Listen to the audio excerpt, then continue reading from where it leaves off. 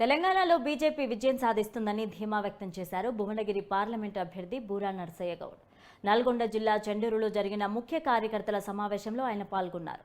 ఢిల్లీలో మోదీ, భువనగిరిలో బూరా ఉండాలని ప్రజలు కోరుకుంటున్నారని ఆయన అన్నారు. గత పాలకులు మీడియా ముందు ఎంటర్టైన్ చేయడం తప్ప అభివృద్ధి శూన్యమని ఆరోపించారు.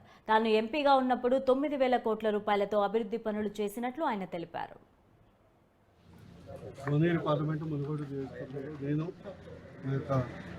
జిల్లా అధ్యక్షుడు వర్షిత్ రెడ్డి గారు మరియు సీనియర్ నాయకులందరూ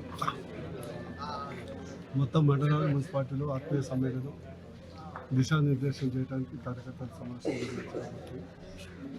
ఈ రాష్ట్రంలో భువనగిరి పార్లమెంటు పక్కా బీజేపీ గెలుస్తున్నాము. యావత్ మీడియా, యావత్ అన్ని పార్టీలు, అన్ని సర్వేలు చెప్తున్నాయి.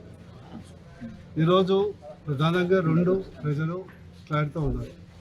ఢిల్లీలో మోడీ ఉండాలి, భువనగిరిలో బూరా ఉండాలి. అప్పుడే దేశం బాగుంటుంది, లేదా నియోజకవర్గం బాగుంటుంది. దేశానికి రక్ష, నియోజకవర్గానికి సురక్ష. ఎందుకు ఇది చెప్తున్నా అంటే కేవలం ఒక ఎంపీగా గెలవటానికి కాదు. గతంలో నేను ఎంపీగా ఉన్నప్పుడు 9,000 కోట్ల నిధులు తీసుకురావడం జరిగింది. దానికి